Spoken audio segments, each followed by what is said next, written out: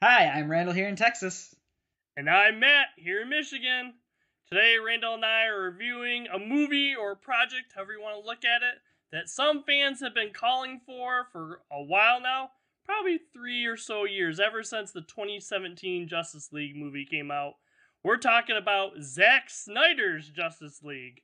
It stars Ben Affleck, Henry Cavill, Gal Gadot, Ray Fisher, Jason Momoa, Ezra Miller, and Ciarán Hinds. It is directed by Zack Snyder, who's also directed other comic book adaptations, including 300, Watchmen, Man of Steel, and Batman v Superman, as well as 2004's Dawn of the Dead.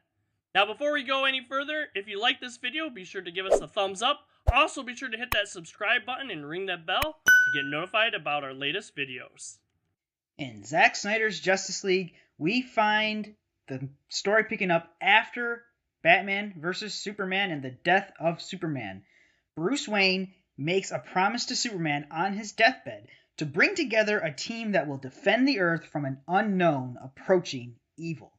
It has had average to maybe above average critical response, but has been very well received by audiences. We don't really know how much money it's making, but we do know that it costs an additional $70 million on top of the $300 million budget for 2017's original Justice League release. So, Matt, I know that you've got a hit and miss relationship with the DCEU, as do I, but no one hates Batman vs. Superman like you do. So, what do you think of Zack Snyder's Justice League? I can't say that I necessarily enjoy this film, but I don't hate this film, and I think that's an improvement. I really did not like Batman v Superman, Dawn of Justice, and I wasn't a big fan of 2017's Justice League either. This one I think is tolerable, Zack Snyder's. I wouldn't say that this movie really excited me at all, or really got me like invested in the movie. But at the same time too, I wasn't repulsed by this movie or whatever. I sat and stuck with this movie from start to finish. Randall, how about you? Well, I've got several one-liners for my initial thoughts. I was watching the movie and thought, okay, what do we got here? Matt hasn't heard these one-liners, so this is completely off the cuff. I want your responses, Matt, okay? All right, here we go. Well, less than a 50% chance of seeing a sequel, so why not tease for one anyways? Yup. Hey, at least this time they let Diana use her sword. She can use swords. She can. For all that we gained in this one, there were some losses too. Oh, yeah. Yep. Hey, it's a good thing I completely understand what's going on with Aquaman. /S. Mm-hmm. You know what? I have a sudden urge to go out and buy a Mercedes. We get two of them in this one at least. It's almost like this film was supposed to be two films. Yeah, two or more, or other formats, yes. Yes. And my last one-liner zinger, as it will be, is at least it's better than Wonder Woman 84. I totally agree with that one. Yes, you were kind of hitting on that too, how a lot of these have been really like hit or miss with me, or like I either like really hate them, or some of them I think are pretty good or whatever. I would put like Wonder Woman, like the original Wonder Woman in this series or whatever, at the top of my list, and Batman v Superman, Dawn of Justice, I think is at the bottom of my list. I don't think that's really a question. This one I think is kind of like middle. Randall, for me, this movie like exists. It's there, and I know a lot of people wanted to see this, and I'm not really surprised that this has such a high audience score, because I'm pretty sure the people that have seen this movie are the people that really wanted this movie to happen. Hindsight is so 2020 with this. I understand that a lot of what this is was just filmed by Zack Snyder originally, but some of it has just new things, literally filmed just for this release. So he had the opportunity to quote unquote fix the mistakes or change the way that Joss Whedon made changes to his film and his vision. But you look at it, you're like, okay, how much of this is just we see what people didn't like about 2017's release, so let's just do that different, and make it more fansy. We don't know what Zack Snyder would have or wouldn't have kept in his original cut, because Warner Brothers was never going to let this be released as a 4-hour movie, And you have to understand that the original concept was literally 2 Justice League films, and then they're like, yeah, no, how about just 1 Justice League film after Batman vs. Superman had very reviews. So I agree with you that the audience score is probably skewed quite a bit on this, because there's a bunch of people out there who are not even interested in watching it, and they're not going to go review it either. And that's a big thing too. Like even this release coming out at 4 hours and 2 minutes long. There's question on how even this would be released. Like, are we gonna make it a mini series? It wasn't until later that we actually had it. Like, hey, no, this is gonna be a 4 hour and 2 minute release. On HBO Max to try to help us promote HBO Max kind of thing. And yeah, this is one of those things where a lot of people complained about 2017 that they believed that maybe Warner Brothers was trying to push these changes. Like, hey, let's make it a little bit brighter. Let's add a little bit more humor than, Zack Snyder would have originally intended. And then this is kind of like, hey, let's just give Zack Snyder free reign with what we already shot for the 2017 film. Plus, those additions that you were talking about, even some added characters that we have in this version of the movie. Even though, I'm not a big fan, I would say, of this movie, I do kind of hope that it does a little bit well. Not necessarily to say, hey, I want them to keep going this route, but the fact that have studios like listen to fans for different things. I mean, sometimes fan service is bad. We've seen that. Sometimes fan service gets bad. If this doesn't do well or whatever, I hope that it would. I'd worried that it would just kind of shut those things down. And I'm glad that fans were so vocal about being able to get this version out and stuff, that it was actually able to happen. Yeah, well, you mentioned that 4 hour and 2 minute runtime, and like I sat there and I was just thinking, I felt just like Dr. Ray Stantz, We might have to put a little overtime in on this one. But I would tell you that this, in my opinion, is mostly better than the 2017 release. That one, regardless of the changes and whether you liked what Joss Whedon did with it or didn't like what he did with it, and was too rushed. Warner Brothers' mandate to keep that film at 2 hours was ridiculous. There's too much going on, and that's because Warner Brothers didn't put the time and the money and the effort into building their characters the way the Marvel Cinematic Universe did. So this film, for me, does have some bright spots, but as I mentioned in my one-liners, we also lost some things that I really liked from the 2017 version as well. Some of the scenes that I particularly enjoyed, the heartfelt scenes that are so, Whedon, are gone. The scene between Diana and Bruce just talking after getting, the crap kicked out of them and having a heartfelt one-on-one, completely erased from this film.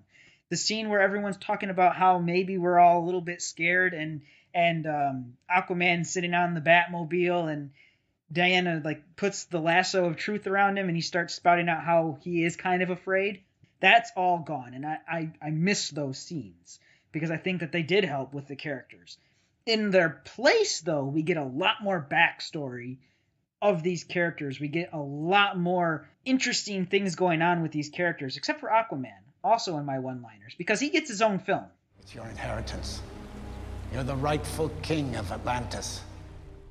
But, the one character who absolutely is just so much better, this film does his character better, is Steppenwolf. As the villain, he works great in this film. He actually has motive in this one. In the 2017 version, it's just he's a bad guy. He's here to reclaim the mother boxes, and we're the good guys and we have to stop him. But in this, he's not just a bad guy. He's a bad guy who is trying to prove himself and get back into Darkseid's good graces. Darkseid being like the DC Thanos, basically, the big baddie of the DC universe. Steppenwolf's character in this makes a much more compelling villain because of what was done versus the 2017 version. Most of the characters are better, but his in particular is so much better. Yeah, I think Steppenwolf is definitely better in this film, to the 2017 one. I wouldn't go as far for me to say that he was really a great villain, because another one of those things that it suffered from our big baddie is Better. he is better, but I wouldn't say that it's necessarily, a great or good, really good element in it, because he still suffers from some of the things in like the MCU. And DC fans, I'm sorry that we're comparing to DC to MCU, but right now the MCU for movies right now is the standard. And before, DC has been the standard, but right now with the success of the MCU is the standard. So that's why Randall and I are going to do a lot of comparisons with it or whatever. But I think Steppenwolf definitely has some of those same problems too, because with Thanos in the MCU, some of the lesser villains, we know they're lesser villains, so I think they have lesser impact. And I think the same thing that happens here with Steppenwolf. Darkseid is the big baddie. He's the Thanos and stuff. So here Steppenwolf is still kind of like that minor, we know that he's going to be dispatched or whatever, because we have this bigger baddie that we're gonna have to fight and stuff too. And really, like, our big lead up to our big fight or whatever, like, yes, we're building this kind of like, hey, we need to fight together, so we get scenes where all the superheroes are getting like a punch in on Steppenwolf, but really that doesn't even need to happen. Superman single-handedly could just take him out right there, because he is absolutely no match for the Man of Steel in this movie. I can't really talk about how much got taken away from the 2017 film, because I'll be honest with you, I tried to block that out of my memory as much as possible. So, Randall, I'm sorry, I don't really remember too much about that movie or whatever. I kind of lost interest a bit, Wayne. I'm kind of like, hey, I gotta finish this film just so I don't have to watch this movie again. That's all curiosity. I never have to watch this again. Now I got a longer version, even though a bit better version. But yeah, we have some changes. We do build a little bit more of these characters and give them backstories, though. I don't know that they really work all that well for me. I mean, my favorite character in this is still Wonder Woman, and I think it's, kind of what you're hinting at. Wonder Woman has her own film. She has two. One, I would say, pretty good film. One, not so good. We already have, like, her feelings, motivations, and everything established in that film. So it's easier for us, or at least for me, to sympathize and know about that character and actually, understand why she has different feelings about things that happen in this movie. Aquaman also has his own film, which I haven't seen, but for me, really, the two new ones that we're kind of looking at, Cyborg and The Flash, I don't know that they actually worked for me, even though we do get more backstory. Like, I see what they're going with, but I don't know. It didn't really work for me, and man, Barry Allen's character, I'm sorry, if you like Barry Allen's character, or you can kind of see a little bit of yourself in that Barry Allen's character, you can actually make a connection with them, good for you. But for me, to me, it seems like he's kind of meant there to bring some like humor to this movie, and none of it works for me. To me, he's just like an awkward character in this film. I think that's the thing, though. He is supposed to be awkward. That's kind of one of his character traits. He is definitely doesn't have friends. He points that out. He's like, I need friends. So yes, he is supposed to be the comedy of this film, which honestly Whedon is much better at than Zack Snyder. There's no question about that. He does a better job of getting the comedy punches in, but not everyone really likes all that comedy punches in the DC comic universe, whatever it is now. It's not even existing anymore as far as I understand. No.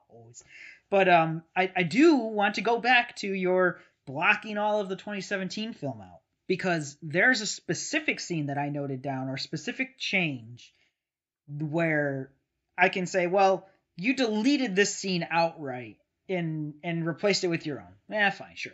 But there's a specific change from the 2017 film to this one, where this one did it just worse, just plain worse. And that's when Amy Adams' Lois Lane is in the right place at the right time randomly because of Martian Mindhunter, who, by the way, I had to go look up because I didn't know who that was. I had no clue. Come on, Reno, Martian Manhunter, you're part of the Justice League. Sure. I said Mindhunter, didn't I? See, I didn't even know, Martian Manhunter. But no, seriously, I don't know him. I don't mind his inclusion. I went and looked up, who he is, what his character is, what his powers are, what he does. Like, his inclusion makes sense. I just hate it where they put it. I liked the original version where Martha goes and has a heartfelt conversation, human to human, because that's so rare in this film, because it's all, these gods among men conversations happening. Human to human has a conversation with Lois. That's fine. I liked that so much more than what we had here, where it's now he's giving her a nudge in the right direction, basically. And she happens to be there when Superman is reawoken. In the original, it's way better done. I mean, way better done. Because Lois Lane is like their last ditch effort. Like, Batman's like, hey, we need plan B, whatever, plan Zeta, the last thing we can do. And Lois Lane gets out of Alfred's limo, basically. And it's like Batman had thought through this. And that's the kind of character you expect Batman to be. Someone who's like, oh, Batman can beat every single person in the Justice League, not because he's smarter than them, but because he's stronger than them. Wait, no. I said that completely backwards. Because Batman could defeat every member of the Justice League, not because he's stronger than them, but because he's smarter than them. In the original version of this film, Batman knows that if things go south, their last ditch effort is having Lois Lane there to calm Supes down. And in this one, it is so stupid that she just happens to be there in the right place at the right time because Martian Manhunter just nudged her in the right direction. I did not like that at all. I would kind of go on that a little bit, that scene especially you're talking about with Martha Kent and with Lois Lane. Yes, I think when I was watching this film too, I'm like, hey, this is a good, like, heartfelt moment in this film and stuff while watching it. And then when the Martian Manhunter thing came over where she turns into Martian Manhunter outside, I felt like it, like, robbed me of that scene. It took the meaning away from that scene a bit. And I guess it added new meaning to it. And it kind of goes on with, like, the Martian Manhunter character a bit. But at the same time, too, for, like, the movie, for actually having, like, feelings in the movie, it completely changed that for me. And so, yes, I do think that did kind of, like, rob me a bit of that scene, at least my feeling. Like I said, there's going to be people that are going to be absolutely like this. Like, oh, yeah, it makes total sense to think, good for you. If you enjoyed that, good for you kind of thing. I'm just talking about, for me personally, it didn't really work for me. Yeah, I'm not trying to take away anything. If you enjoyed that and you think it makes sense, that is great. I'm just saying, for me, one of the biggest changes between this film and the 2017 one is the lack of heartfelt moments. And some of those heartfelt moments for me that were taken out just so we could put a little bit more character growth in, it hurts, because I think that those heartfelt moments between characters are us seeing the characters interact and seeing their growth is maybe trumps just telling someone's backstory specifically. That's DC's fault for not putting in the legwork. They could have had a Cyborg film where they established his character. They could have had a Flash film where they established Barry Allen's character. And they chose not to. I don't want to put that on Joss Whedon or Zack Snyder. That was a decision made above them. And then when you remake this film, Zack's trying to do it the way that he wanted to do it, with all these kind of character stuff that needs to be there for us to understand the characters. And I'm like, well, no, from some perspective, the way that Whedon did it just makes more sense. Yeah, this movie is definitely for a different audience than the MCU movies is for. And I think that's a big part on that kind of thing. I think the DCEU kind of is for people that already know all these characters. They know, all the backstories, kind of the lore, all the comic books, all the different iterations of these characters. It's more of, not necessarily like a love letter or whatever, but basically kind of like, kind of a wink and nod, like, hey, this is for, comic book fans who eat, breathe, and stuff these comic books, where, I have to stop you. Uh-huh. If the DCEU is all about the comic book fans who eat, breathe, then why does Batman vs. Superman piss you off so much? Oh my goodness. If they made it for you, Matt, Yeah. why did they do it so wrong?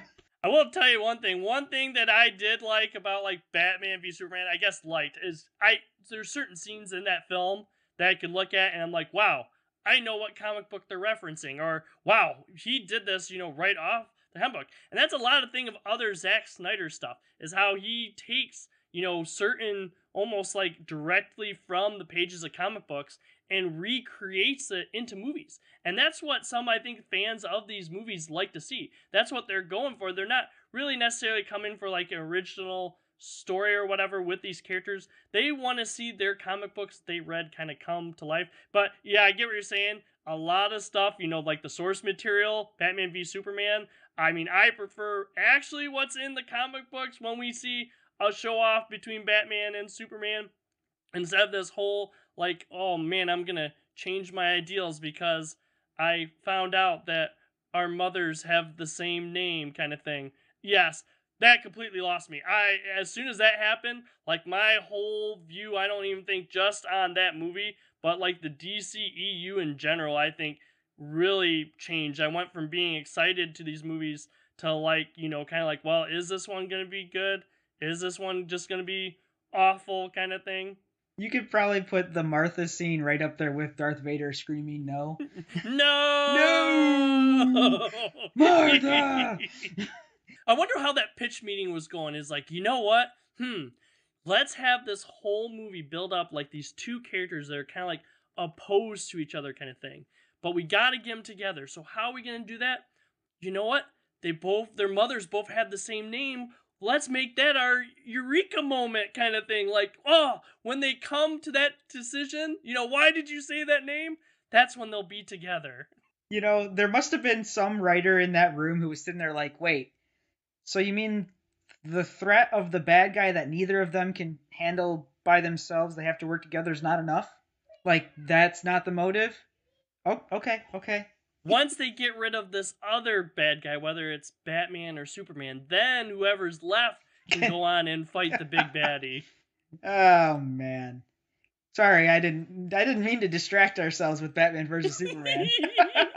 But this film goes off of the ending of that film, which is where I'm gonna go next. Is okay, so this film dramatically changes the scene and starts of how Superman gets resurrected, and then sets up kind of something that happens at the end. So like what Barry Allen, the Flash, can do basically when he gets close to the speed of light, you start seeing that actually during the resurrection scene, completely changed in the Whedon version. So that's one of the biggest actual on-screen changes that you see, is this resurrection scene, and then also what Barry can do in the climax of the film, in the big battle at the end. But I need to sit down and just talk about Superman for a minute, because although I am wearing my Batman garb today, I'm an unapologetic Superman camp. This shirt was bought for me. I did not buy it. So Superman is definitely my favorite DC superhero. And I know everyone is groaning right now if you've gotten this far into our review. But, he's a character, much like Peter Parker, who, with great power comes great responsibility. And he has chosen to use his powers for good.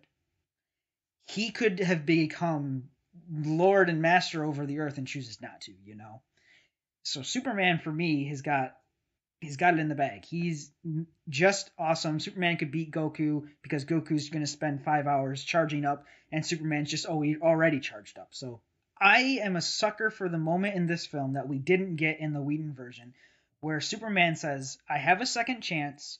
I'm going to do the right thing. There's not really any illusion that he's not going to do the right thing, because that's his character. Thank you, Zack Snyder, for that. He's walking through the ship, and the ship is presenting him with all these different armors, like the armor of the Kryptonians from Man of Steel, his blue suit, so, other things, and he walks and he kind of looks at this thing that they don't show, and we all know it's the black suit, basically, the one that Whedon got rid of for no reason at all. I love through that entire scene that his fathers are both talking to him. So you get Russell Crowe and you get Kevin Costner, just kind of speaking to him on both sides of the aisle, where he turns and he sees this suit and he's like, yes, that one. Choice of whether to stand proud in front of the human race or not. You will help them accomplish wonders. That scene had me all in the flutters. It was the most personable scene in the whole film for me. Yeah, I agree with you. I do like how they did that, especially with, like you said, Russell Crowe and Kevin Costner and stuff there too. Me, I know that was a big deal, the black suit or whatever. Me, I'm like here or there on it kind of thing. I don't think it detracts from the movie at all, him in that black suit. And it goes with it, and especially with the darker tone and stuff of this film, and even like the visual. Like a lot of people talk about the DCEU movies being a little bit darker and stuff. It definitely goes with the aesthetic of the film and stuff. I also talk about the aesthetic of the film and stuff. Randall, what do you think about the change in screen size or whatever from going to widescreen to more of like a letterbox formatting that we have for this film? So I looked it up. It's 1:6:6 or something like that. So it's not quite 3:4 or 4:3, but it was surprising. I was not expecting that at all. And I don't really quite buy the whole I wanted it to be on IMAX screens thing, because, IMAX screens are tall, but they're also wide, so whatever. I don't buy that. It was surprising, but after I got past the start, it didn't really bother me. I didn't notice it. Yeah, that was my reaction too. When I first saw that trailer that came out in that format too, I'm like, that's interesting. Is the whole movie going to be that way? And when you hear like, oh yeah, it is going to be that way. They even have that card at the beginning of the movie that's like, hey, this is in a different format to fit along with Zack Snyder's original, vision for this film kind of thing. And yes, I'm right there with you. At first, like, you notice it, but then after a while, you don't really notice. I mean, maybe it depends on what TV you have or whatever, how big your TV is or something. But me, it wasn't really a detraction or anything. So if anyone is saying like, oh, I don't want to see that movie, it's not widescreen, that's dumb, honestly, I don't think you really notice it after a little while. If you've stuck with us this long, thank you. The movie's long, so obviously our discussion was going to be a little longer this time for sure, but the end of the film, the climax, is dramatically changed while at the same time being the same, and not the same at all. I don't know how else to put it.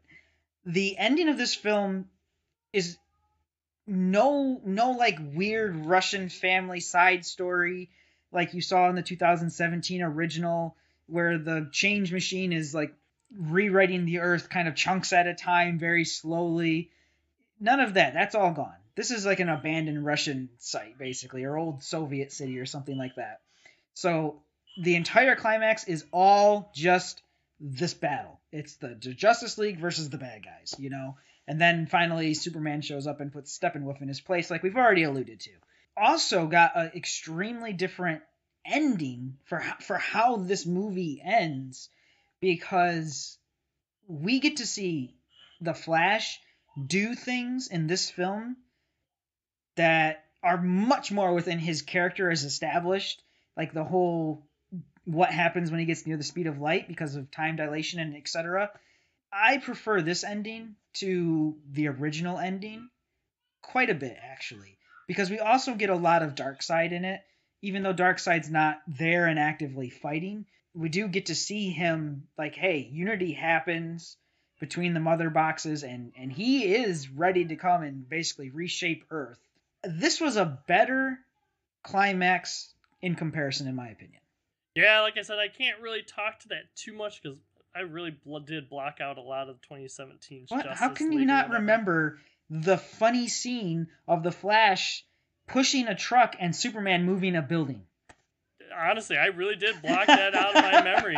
Seriously. I swear, guys, I did watch 2017's Justice League all the way through because I got to the point where, like, yeah, I don't like this. I'm not enjoying this. I'm going to finish this movie just so I never have to watch it again. And yes, I did completely, like, black that out. But yes, I agree with you. As I was talking before, how, like, Barry Allen, I didn't really like Barry Allen's character as much or whatever. I do like what they do with the Flash and stuff, and that stuff, kind of describing his powers and stuff, and how they actually use that to like help them with the fight and stuff. I do enjoy that in this film.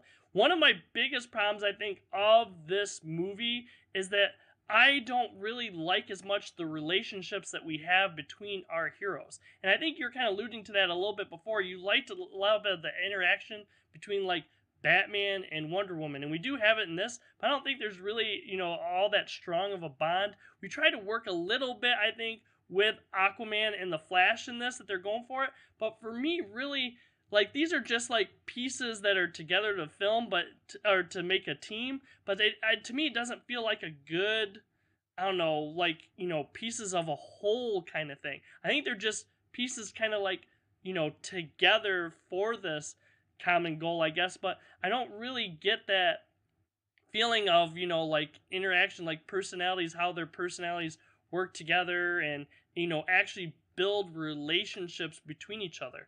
I think we focused a lot on, kind of, building up like Cyborg's backstory a little bit and the Flash's backstory a little bit. But I would have liked a little bit more of actually like building relationships between our characters, I think, a little bit more in this film. At least that's me personally. We have no time for that hardy smarty stuff, Matt. That's all been taken out, and because things need to be darker and we need more action scenes, that's the way it needs to go. Okay? Well, and talking about the action scenes too, and being darker, I think the action scenes are okay, but I think because they are dark, it's hard to see any like detail and stuff of stuff that's like really going on, and I think that suffers Matt, a little I'm bit. telling you, no. Just watch it at night. Stop whining.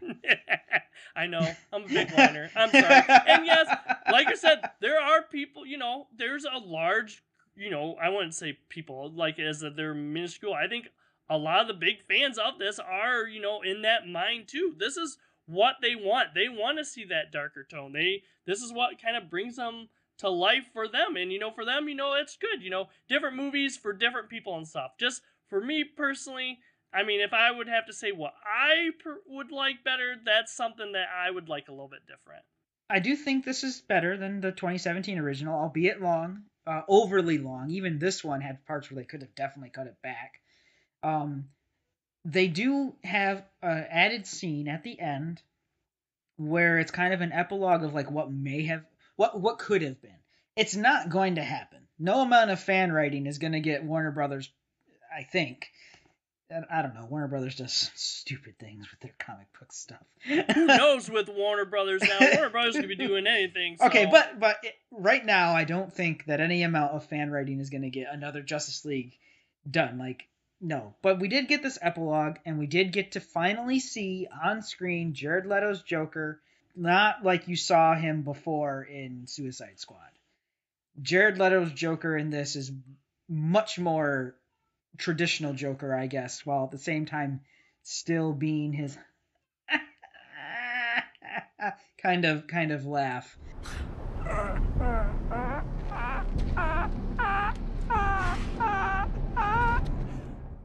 So that epilogue scene, I think, is very, very good, and it's the tease I was talking about in my one-liner earlier, where it's like, yeah, we're not going to make this, but, here, this is what might have happened. I thought the epilogue was pretty well done. It was filmed completely for this, like it was made specifically for this film. But at the same time, while I'm praising it, I will say it was completely unnecessary. We're not going to get a sequel. Why'd you do that? Yeah, it is kind of things. There's a lot, I think, elements in this movie that are in there, because it's was the original idea was to have all these other movies and stuff. But, like I said, maybe there will be enough support where they're like, all right, well, there's enough people that actually do want to see this stuff. Maybe we'll get those things. But me, I wasn't a big fan of Jared Leto's Joker, even in this film kind of thing. I'm just kind of like, oh man, kind of thing. But yeah, these scenes are definitely there to built in, looking at, kind of like a future thing. What I was kind of wondering is like, Batman kind of as like a joke, like Batman's still, kicking and stuff. Like he couldn't even lift himself up a ledge. He kind of had Superman like lift him up to put it in there. I mean, man, if that's the case with Batman, maybe it is time for this Batman to retire. I'm going to disagree with you, number one. He had a rough day, okay? Okay, he's just normal. He's at the peak physical condition, but still not a super. I am going to disagree with you about Jared Leto's Joker in this. I think that this is better. Much better. Very truthfully, in some cases, the Joker calling Batman out, and that's what the Joker does to Batman. He gets under his skin, and that's what the epilogue does. Joker gets under Batman's skin and says, hey, if only you would just die. You know, how come everyone else around you has to die, but you always live? You know, if you would be so selfless as to actually die yourself, basically. And the audience who knows Batman knows that he would die if he could in Robin's stead, you know. He would die if he could instead of somebody else. It's just the Joker getting under Batman's skin. And for me, that's why the character works, is because of the way it's written.